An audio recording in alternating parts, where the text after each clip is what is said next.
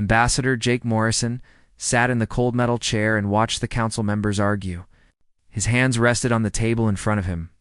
Amy Richardson sat to his left and Kyle Bennett to his right. Both of them looked as tired as he felt. The chamber was huge and filled with species from across the galaxy. The Ascendants sat in their high seats looking down at everyone else. The Kroner delegates growled at each other in their corner. The Deshans whispered behind their long fingers. The current debate was about the plague in the Viridian sector. People were dying by the thousands. The council had been talking for 3 hours and accomplished nothing. Jake knew how this would end. It always ended the same way. Someone would eventually turn to the human delegation and ask them to fix it. They would not ask nicely. They would make it sound like humanity owed them something. Then humans would work day and night to solve the problem. Then the council would take all the credit. It had been this way for 10 years now. Jake remembered when Earth first joined the council. Everyone had been so excited. Humanity was finally part of something bigger. They were joining the galactic community. The speeches had been beautiful. The promises had sounded wonderful. But reality turned out to be very different. When the Krillian food shortage happened 5 years ago, Dr. Lisa Hayes and her team spent 18 months developing new farming techniques. They created vertical farms that could grow food in any environment. Millions of Krillians were saved from starvation. The council press release called it a team effort and barely mentioned Earth. When Jake complained, Council Director Thelvas told him that humans should be grateful for the opportunity to contribute. When pirates destroyed the Deshan trade routes, Captain Ryan Webb took his fleet into dangerous space. He spent 2 years hunting down every pirate base. His people died in those battles. 37 good men and women never came home. The Decian Empire got their trade routes back, and their economy recovered. At the ceremony, the Vesian ambassador thanked the council for its swift action. Ryan Webb's name was mentioned once in a footnote. When the Zerathian plague threatened to wipe out an entire species, Dr. Sophie Chen left her family on Earth. She worked in a contaminated lab for 16 months straight. She barely slept. She barely ate. Her team developed a cure that saved billions of Zerothian lives. The council awarded the prize for medical achievement to the Ascendant Oversight Committee. Sophie got a certificate of participation. Jake had complained every single time. He had filed formal protests. He had demanded recognition for his people. The answer was always the same. Humanity was doing what any civilized species would do. Humanity should focus less on glory and more on contribution. Humanity was too concerned with credit and not enough with duty. But the final insult came 3 days ago. Jake had proposed a mutual defense initiative. Frontier colonies were being attacked regularly. Pirates and raiders knew the council response was slow. Jake's plan was simple. Create rapid response teams that could protect any colony regardless of which species lived there. Every colony that humanity had helped voted yes. The smaller species voted yes. It was obvious and necessary and would save lives. The elder races voted no. The Ascendants said humanity was too aggressive. The Kroner said humans were too militaristic. The Theshian said Earth wanted too much control. The vote failed. Then Counselor Vexenar of the Ascendants stood up and gave a speech. He said humanity needed to learn from their betters. He said humans were primitives who had barely left their own planet. He said Earth's warlike nature was a threat to peaceful species. He suggested that maybe humanity was not ready for council membership. The chamber had been silent after that. A few delegates looked uncomfortable. Most looked away. No one defended humanity. No one spoke up. Jake sat there and took the insult because that was his job. Amy's hands were shaking. Kyle was gripping the table so hard his knuckles turned white, but they stayed quiet because they were professionals. That night, Jake sat in his quarters and stared at the wall. He had given 10 years of his life to this council. He had believed in it. He had thought humanity could make a difference. But the truth was simple and painful. The council did not respect humans. They used humans. They took everything Earth offered and gave nothing back except contempt. The quantum link to Earth connected at midnight. Prime Minister Claire Davidson appeared on the screen. She looked older than Jake remembered. Behind her were General Ben Carter, Secretary of State Nina Torres, and Chief Diplomat Megan Foster. They had all seen Vexenar's speech. It had been broadcast across human space. People on Earth were angry. Claire spoke first. Her voice was calm, but Jake could hear the steel underneath. She asked him what he wanted to do. Jake thought about lying. He thought about saying they should try harder. He thought about giving the diplomatic answer. Instead, he told the truth. He said he wanted to leave. He said humanity had given enough. He said it was time to stop begging for respect from people who would never give it. General Carter agreed immediately. He said his military personnel were tired of protecting council space while being called warlike. Nina Torres said the economic costs were not worth the benefits anymore. Megan Foster said other species were interested in direct alliances with Earth. They did not need the council. Claire asked for a vote. It was unanimous. They would withdraw from the Galactic Council. They would do it properly and legally. Article 47 of the Council Charter allowed any member to withdraw with 30 days' notice. Earth would exercise that right. Jake would submit the paperwork in the morning. There would be no dramatic speech, no threats, no ultimatums. Just a simple one-page document stating that humanity was leaving. The next morning, Jake walked into the council administration office. The clerk was a young Veshan who usually smiled at him. Today she looked nervous. Maybe she had heard about the speech. Maybe she felt bad about it. Jake did not care anymore. He handed her the document. She read it quickly, and her face went pale. She asked if he was sure. Jake said he was very sure. She asked if he wanted to schedule a council session to announce it. Jake said no. The document was the announcement. It was all there in writing. Humanity was done. He walked out of the office and took the elevator down to the human quarters. Amy and Kyle were waiting for him. They both looked relieved. Kyle asked if it was really happening. Jake showed them the confirmation receipt. In 30 days, humanity would no longer be part of the Galactic Council. They were finally free. The news spread through the council station like fire through dry grass. Humanity was leaving. At first, nobody believed it. Then the official notices started appearing. All human personnel were being recalled to Earth. All joint projects would be concluded within 30 days. All contracts would be fulfilled and then terminated. Commander Alex Green arrived on the station 3 days after Jake submitted the withdrawal papers. He brought with him 200 logistics specialists and a very long list. Alex was a man who lived for details. He had spent 20 years in Earth's diplomatic corps managing complicated situations. This was the most complicated situation of his career. His job was simple in theory, but massive in practice. Remove everything human from the council station and do it perfectly. Leave nothing behind that belonged to Earth. Take nothing that belonged to anyone else. Follow every rule. Document everything. Give the council no reason to complain and no excuse to delay their departure. Laura Martinez led the legal team. She was a small woman with sharp eyes who had read every single contract humanity had ever signed with the council. She knew exactly what Earth owned and what Earth had only borrowed. She knew which improvements to council facilities were gifts and which were conditional. She knew where every loophole was and where every obligation ended.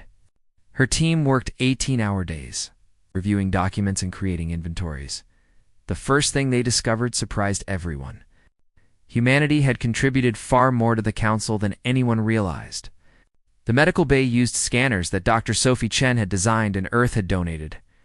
The quantum communication relays that connected the station to the rest of council space had been installed by human technicians at Earth's expense.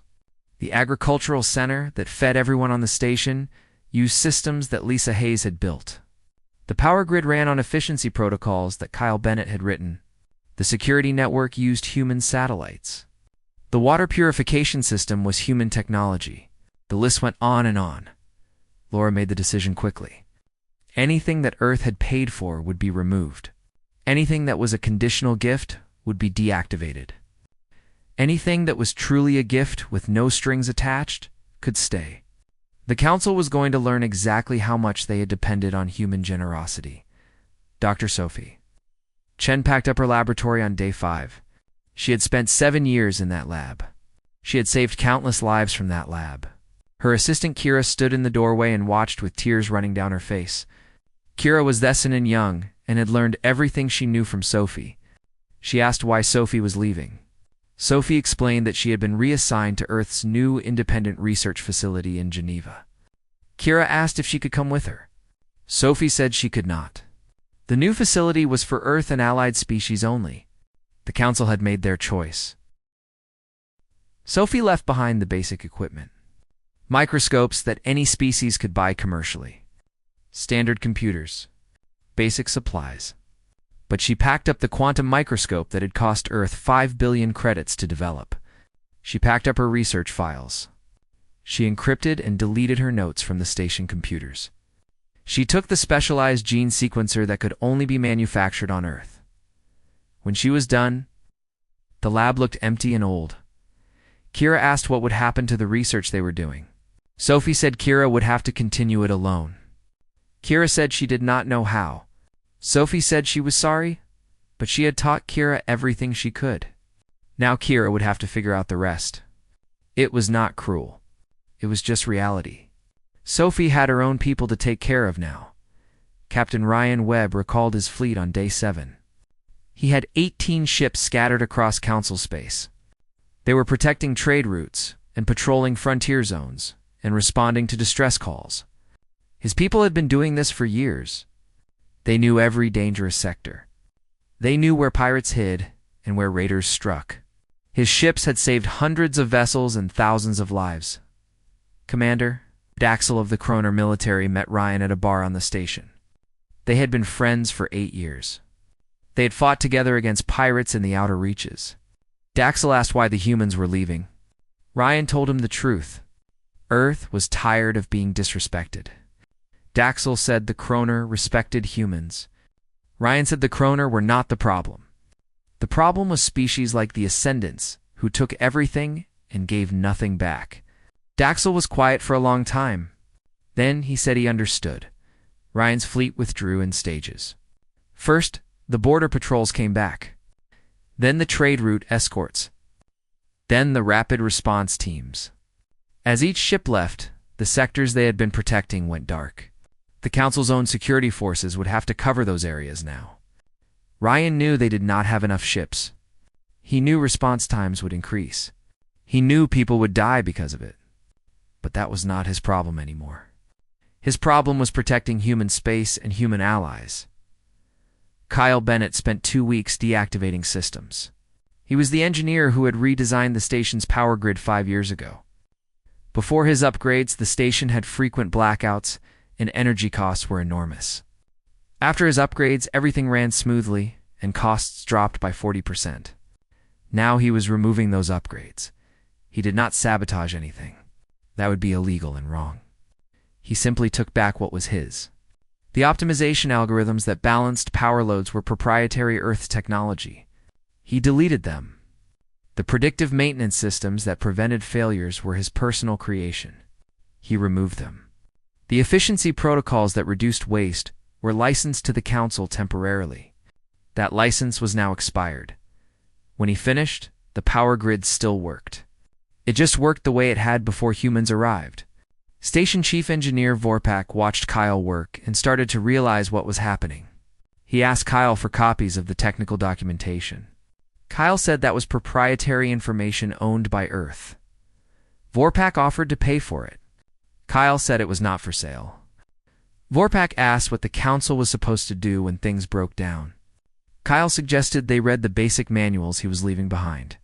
They should be adequate for simple maintenance. Ambassador Jake Morrison spent his final days meeting with other delegates. Some were angry. Some were confused. Some seemed to think this was a negotiating tactic. Council Director Thelvas requested meetings repeatedly. Jake declined every single one. There was nothing to discuss. Earth had made its decision. All the paperwork was in order. The withdrawal was completely legal. A few delegates seemed genuinely sad to see humanity go. Counselor Sierra of the Viridian Union asked Jake if Earth would reconsider. She said her people valued human friendship. Jake said he appreciated that. He said Earth would remember which species had been true friends. Sierra understood what he meant. She said the Viridian Union might be making some changes soon. On day 29, the station looked different. The human quarter was empty. The labs were stripped. The ships were gone. Hundreds of human personnel had already left. Only a skeleton crew remained to handle the final details. Amy Richardson walked through the empty corridors and felt strange. This had been her home for 6 years. Now it felt like a place she was visiting. On day 30, the last transport arrived. Commander Alex Green did a final inspection. Every human item was packed. Every obligation was fulfilled. Every document was filed.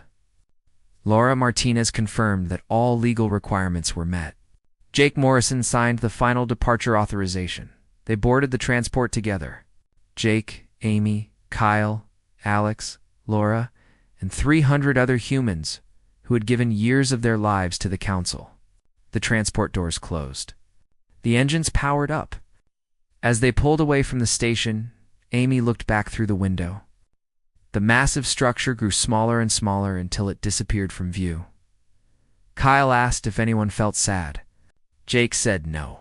He felt relieved. They had given the Council everything they had. They had been loyal and hard-working and honest. In return, they had been dismissed and insulted and taken for granted. Now they were free. Free to build something better. Free to work with people who actually valued them. The transport jumped to faster than light. Speed and Earth's moon came into view 12 hours later. They were home. Behind them, the Council station continued its orbit around Proxima Tertius. Inside that station, people were starting to realize that something important had changed. The humans were gone.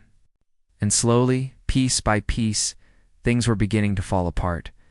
The first week after humanity left felt almost normal. The Council continued its daily business. Delegates gave speeches. Committees held meetings. Station Chief Engineer Vorpak noticed some minor issues with the environmental systems in Section 7, but assumed they would be easy to fix. The medical bay reported that several advanced scanners were not working properly. But Dr. Vexalis said they could manage with the basic equipment. The quantum communication array had strange delays, but the technicians said they were working on it. Council. Director Thelvas gave a speech about how the Council would continue to thrive. He said humanity's departure was regrettable but not catastrophic. He said the Council had existed for thousands of years before Earth joined and would continue for thousands more. He said the elder races had wisdom and experience that young species like humanity lacked. Most delegates nodded and agreed. A few looked uncertain, but said nothing. By week 3, the minor problems had become major ones. Vorpak stood in the power control center and stared at screens he did not fully understand. The station was experiencing rolling blackouts. Energy consumption had increased by 60%. He had read through Kyle Bennett's basic manuals, but they only covered simple maintenance. The complex systems that made everything run efficiently were gone. Vorpak tried to recreate them, but quickly realized he was in over his head. The human engineer had been a genius, and his work was far more sophisticated than anyone had known. The medical bay faced a different crisis. 3 of the advanced diagnostic scanners had stopped working completely. Dr. Vexala opened one up to examine it and found technology she had never seen before. The quantum resonance chamber inside was Earth technology. The neural interface was built with human manufacturing techniques. She could not fix it because she did not understand how it worked. She put in a request to Earth for technical support. The response came back within a day. Earth's Medical Technology Division politely informed her that support contracts had expired with the withdrawal. New contracts were available for purchase at commercial rates. The price was 10 times what the Council used to pay. The real disaster came on day 23. A distress call arrived from the Viridian colony, called New Hope. Raiders were attacking. The colony had 12,000 inhabitants and minimal defenses. This was exactly the kind of situation where the Council was supposed to help. Commander Valtorn of the Ascendant Fleet received the emergency orders. He immediately began planning the response. That was when he discovered the first problem. The patrol routes that Captain Ryan Webb had carefully mapped were no longer in the Council database. Valtorn had to plot a new course using old star charts. The security protocols that human ships used to identify raiders had been deactivated. Valtorn's sensors could not tell the difference between merchant vessels and pirate ships until they were much closer. The tactical data that Webb's fleet had gathered over years of fighting in that sector was gone. Valtorn did his best. He took his fleet and jumped to faster than light speed. But without the human navigation data, he had to take a longer route. Without the security protocols, he had to approach more carefully. His fleet arrived at New Hope 6 hours after the distress call. By then, the raiders were gone. The colony's main settlement was burning. 2,000 people were dead. The survivors huddled in shelters and cried. Valtorn walked through the destroyed streets and felt sick. He had been a military commander for 40 years. He had seen combat and death. But this felt different. These people had died because his response was too slow. If Ryan Webb's fleet had still been patrolling this sector, they would have arrived in 90 minutes. The raiders would have fled or been destroyed. Those 2,000 people would still be alive. Back on the council station, Counselor Syrah of the Viridian Union demanded answers. Her people had died. Why had the response taken so long? Thelvas explained that the fleet had moved as quickly as possible. Syrah asked why they did not use the human patrol routes. Thelvas said those routes were no longer available. Syrah asked why not. The answer was simple and humiliating. Because humans had taken them, and the council had no right to them. Anymore? Syrah stood up and spoke loudly enough for everyone to hear. She said her people had voted to stay in the council because they trusted the council to protect them. The council had failed. Human ships had protected that sector for 8 years without a single successful raid. Now humans were gone, and her people were dying. She demanded the council contact Earth and request their help. Thelvas refused. He said the council would not show weakness by begging humanity to return. 2 months after the departure, the medical crisis reached a breaking point. The Zorathian plague had mutated. Dr. Vexala tried to modify the cure that Dr. Sophie Chen had developed, but she did not understand the underlying science. Sophie's research notes were encrypted. Her methodology was not in any textbook. Vexala spent 3 weeks trying to figure it out. During those 3 weeks, the plague spread to 2 new planets. Vexala finally gave up and sent a message directly to Sophie Chen. She explained the situation. Thousands were dying. She needed help understanding the research. Sophie's response came 12 hours later. She expressed sympathy for the Zorathian people. She said she was currently working on Earth's new health initiatives and could not take on additional projects. She suggested Vexala contact Earth's Department of Interstellar Health and submit a formal assistance request. Vexala did exactly that. The response informed her that Earth was allocating its medical resources to allied species first. The Council could submit a request, but the waiting list was currently 8 months long. 8 months. In 8 months, tens of thousands would die. Vexala went to the Council and begged them to do something. Thelva sent an official diplomatic request to Earth. Prime Minister Claire Davidson responded personally. She said Earth understood the severity of the situation. Yes. Doctors and researchers were working at full capacity helping human colonies and allied worlds. She said Earth simply did not have the resources to assist the Council at this time. She wished them success in their efforts. The carefully polite language made the message clear. Earth could help. They were choosing not to. Not out of cruelty, but out of priority. Their people came first now. Their allies came second. Council that had spent 10 years taking them for granted came last. By month 4, the agricultural crisis began. 12 Council worlds reported crop failures. The yields were dropping rapidly. Station agronomist Telver examined the systems and found that the optimization algorithms were gone. The systems still grew food, but not efficiently. The careful balance of nutrients and light and water that Lisa Hayes had programmed was missing. Telver tried to recreate it, but agriculture was not his specialty. He was a botanist, not a systems engineer. The Deshan Empire decided to reverse engineer the human technology. They assigned their best engineers to study the agricultural systems. After 6 weeks, they reported back. The systems were incredibly sophisticated. Every variable was connected to every other variable in ways they had not imagined possible. The woman who designed them must have been brilliant. Without access to her original work, it would take them years to understand it. By then, millions would be hungry. Trade became dangerous again. Without human patrols, the raiders grew bold. Shipping companies started losing vessels. Insurance rates tripled. Frontier colonies reported increasing attacks. The Council's own security. Forces tried to cover the territory that human fleets once protected, but they were stretched too thin. They could not be everywhere at once.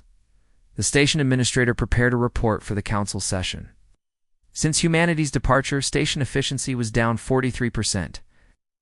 Security incidents in Council space had increased by 72%. Medical response times had tripled. Infrastructure failures were occurring every week. Resource costs had increased by 50%. The numbers were clear and damning. Counselor Sierra read the report aloud during the session. She spoke slowly, so everyone could understand the implications. They had not lost just another member species. They had lost their engineers. They had lost their doctors. They had lost their defenders. They had lost the people who actually made things work while the Council took credit. Thelvis tried to maintain his authority. He said they had managed before humans arrived. They would adapt. The elder races had thousands of years of experience.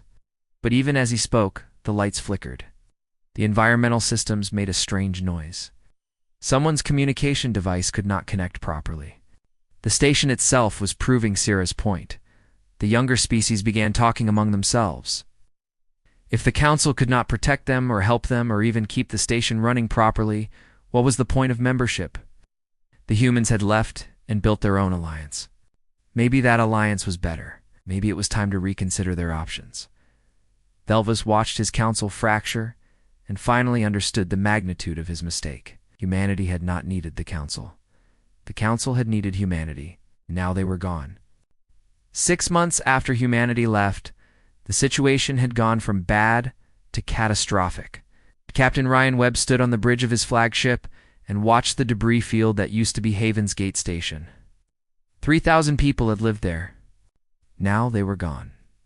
His sensors detected no life signs, no survivors, no escape pods, just wreckage and silence. His tactical officer commander Emma Santos reported that the raider signatures matched a known pirate group called the Red Scar Clan. They had hit the station hard and fast. By the time anyone could respond, it was over. Ryan stared at the screen and felt anger burning in his chest. Haven's Gate had been in Council space. His fleet had patrolled the sector for years. When humans were here, pirates stayed away because they knew the response would be swift and brutal. Emma asked if they should pursue the raiders. Ryan pulled up the navigation chart. The raider trail led deeper into Council territory. Earth's patrol zone ended at the border they had negotiated with their allied species. Haven's Gate was 50 light-years inside Council space. Ryan checked his orders from Earth Defense Command. They were clear. Stay in designated patrol zones. Do not enter Council space without explicit authorization. Ryan made the call he hated making. He ordered his fleet to hold position. They would document the scene and send the data to the Council, but they would not pursue. This was not their jurisdiction anymore. Emma looked like she wanted to argue, but she understood. They had their orders. The Council had made it clear they did not want human protection. The Council would have to protect itself. The Council fleet arrived 6 hours later. Commander Valtorn contacted Ryan's ship. His voice sounded tired and defeated. He thanked Ryan for securing the scene. Ryan said he wished he could have done more. Valtorn said he knew. They both knew. If human patrols had still been active here, those 3,000 people would be alive. Back on Earth, Dr. Lisa Hayes worked in her new laboratory in California. She was developing agricultural systems for the 12 new human colonies being established in independent space. The work was exciting and challenging. These colonies needed food production that could work in environments humans had never farmed before. Lisa loved solving these problems. Her assistant brought her a news report. 8 Council worlds were facing severe food shortages. The agricultural systems humanity had installed were failing. Crop yields had dropped by 40%. Famine was spreading. Lisa watched the footage of hungry families and felt sympathy. She was not a cruel person. She did not want anyone to starve. Her old assistant from the council station sent her a personal message.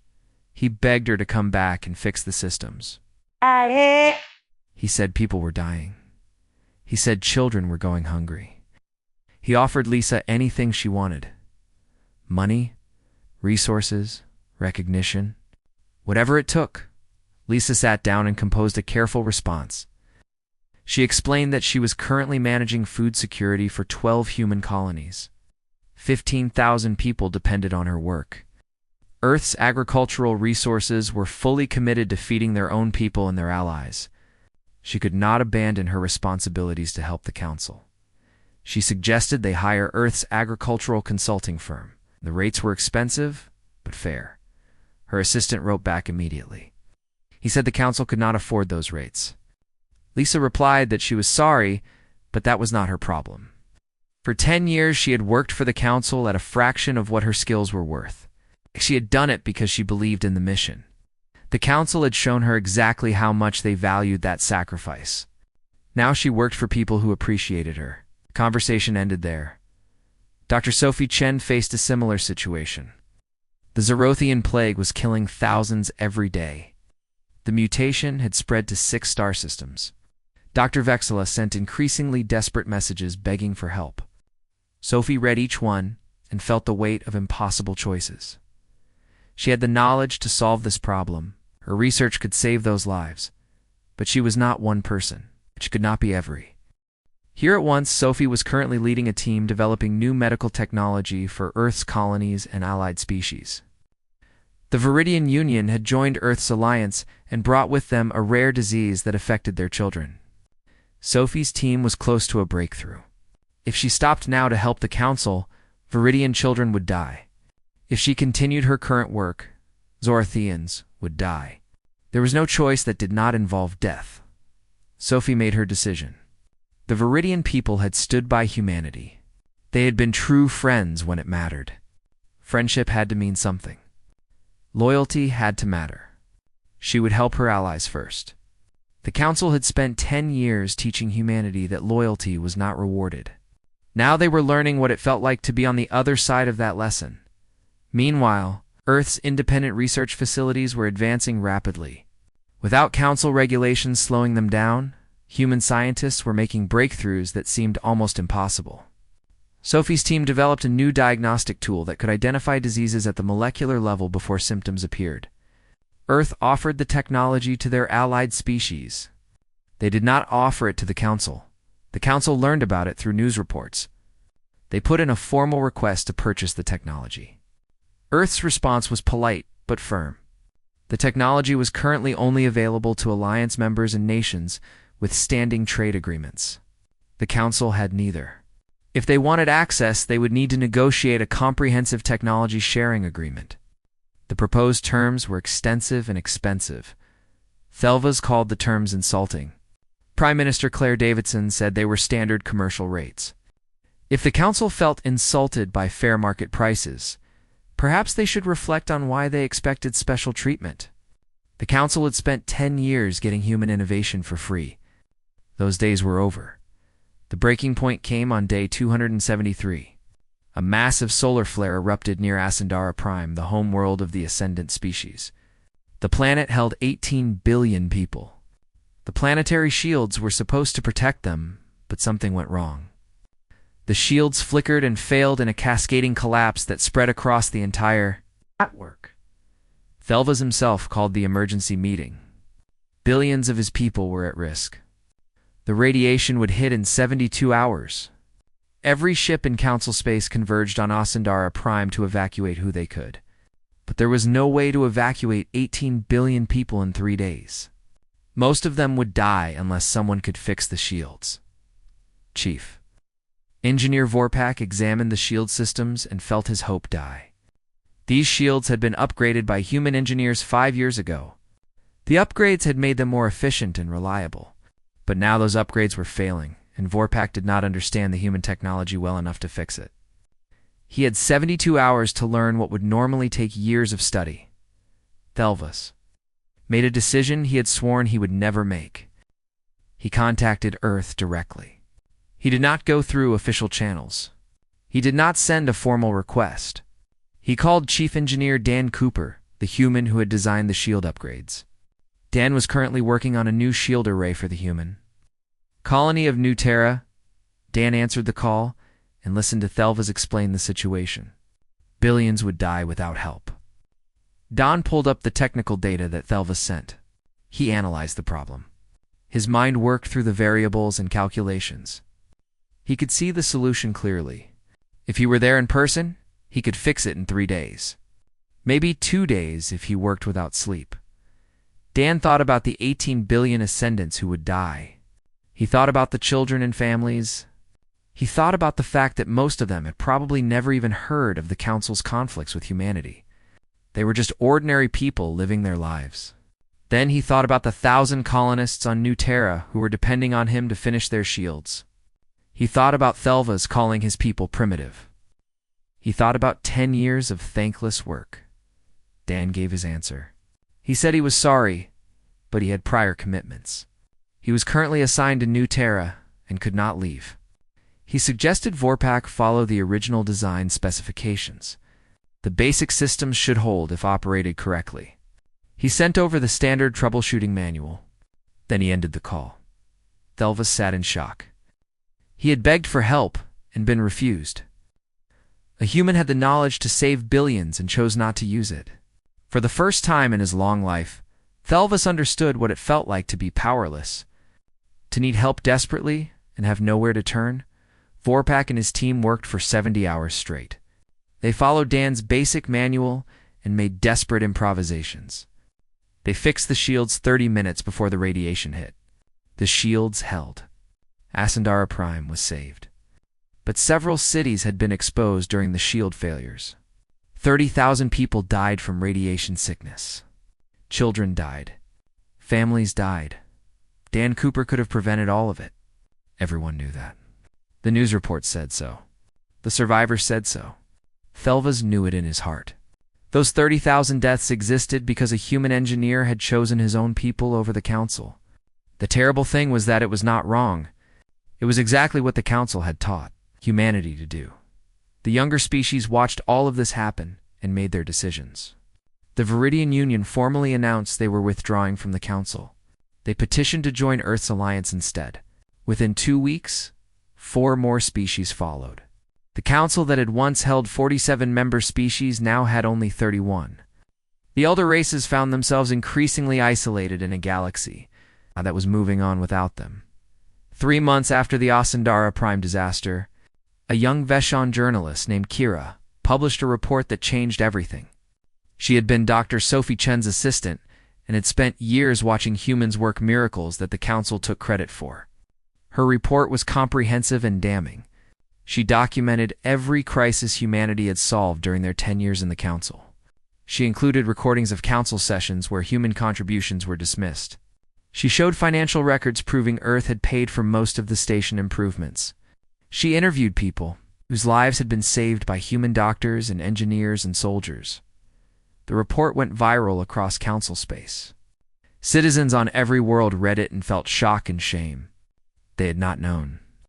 Most ordinary people had believed what their governments told them.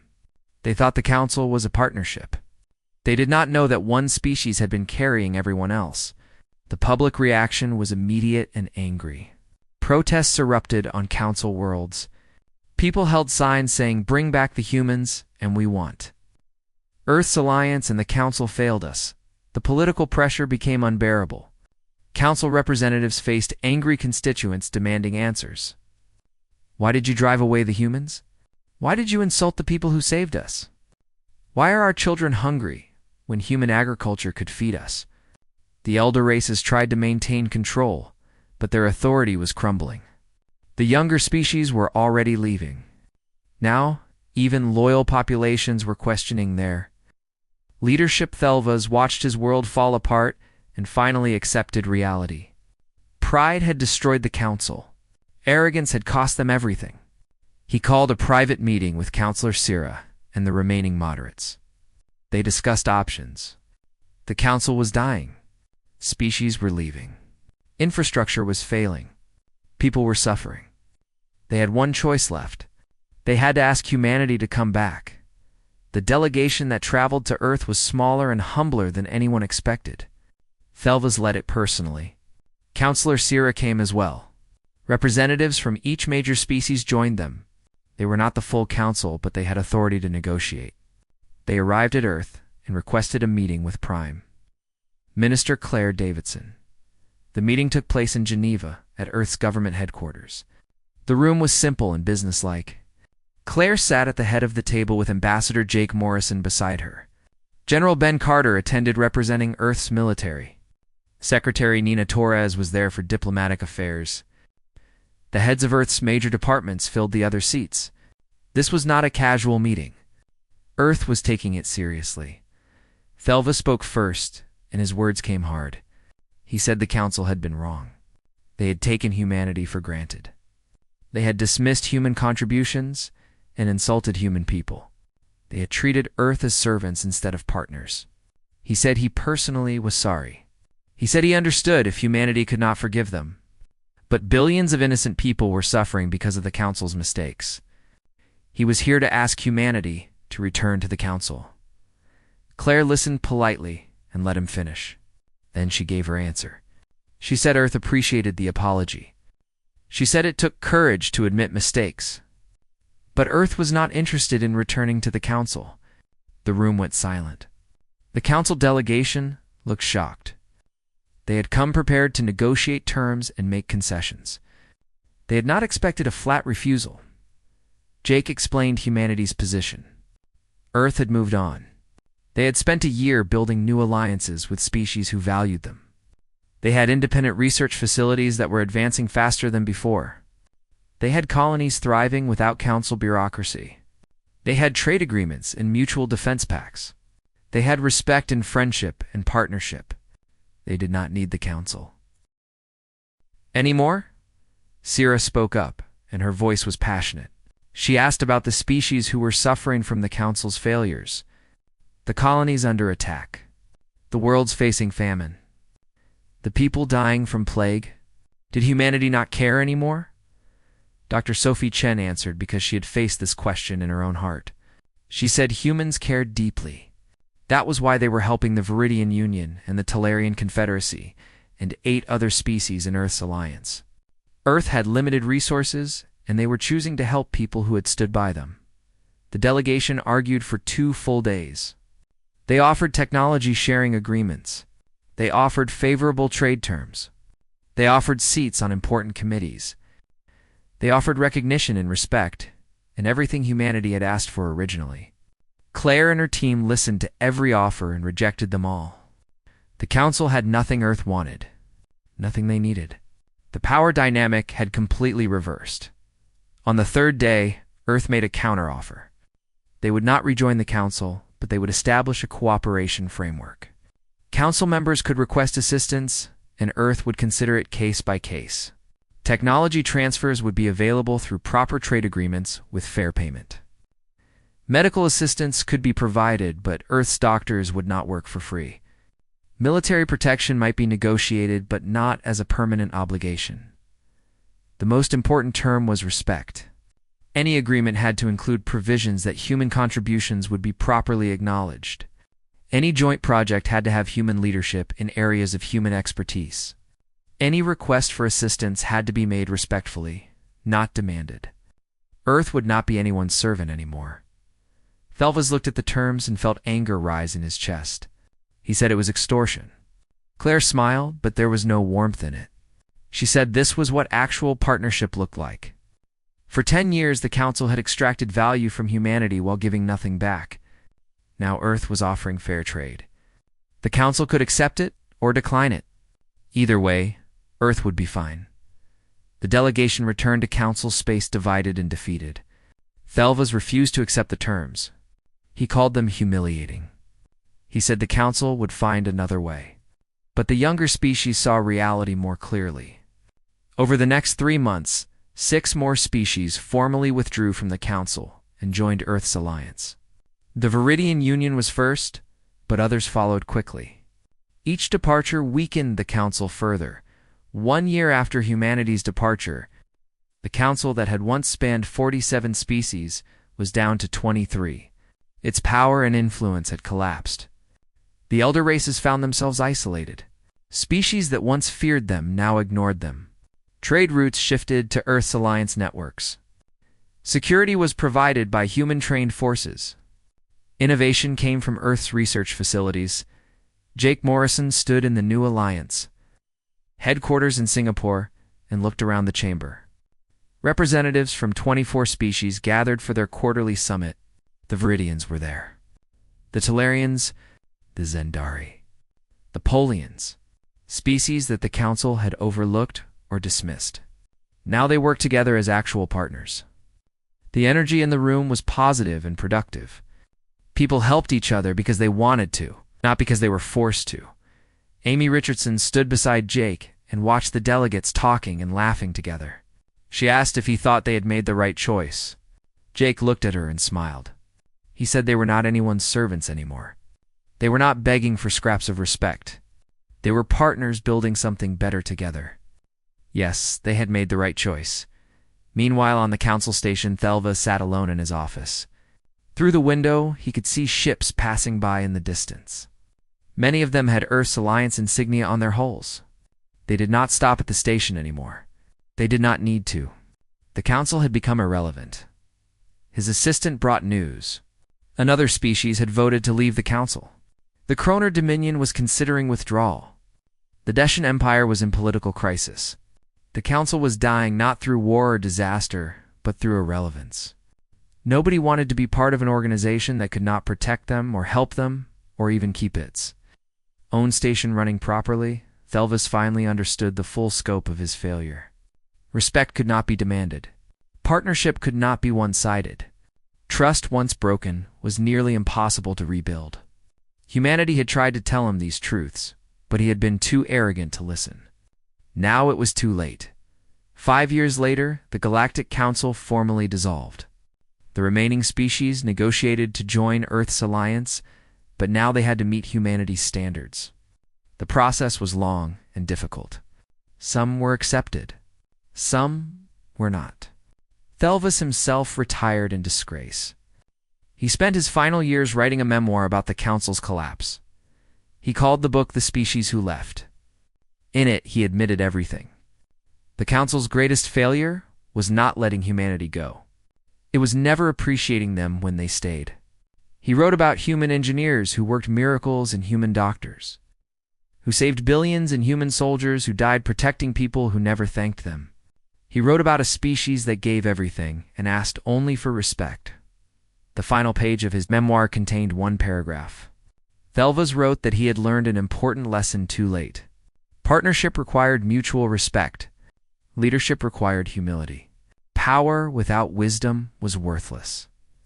Humanity had possessed all three qualities, and the Council had driven them away through pride and stupidity. The last sentence read simply, "They did not need us, and we needed them, and we realized it far too late." The book became required reading in Alliance schools. It was taught as a lesson about the cost of arrogance. Children across dozens of worlds learned about the time when humanity departed silently, and the Council instantly lamented it. They learned that respect must be earned and that true strength comes from cooperation, not domination. They learned that sometimes the quietest departure makes the loudest statement. And in Geneva, in the Alliance headquarters, a small plaque hung on the wall. It quoted Ambassador Jake Morrison from the day humanity withdrew from the Council. The words were simple, but powerful. We gave them everything, and they gave us nothing. So we left and built something better. Humanity had departed silently. The galaxy had changed forever. And the Council learned too late that some losses cannot be recovered.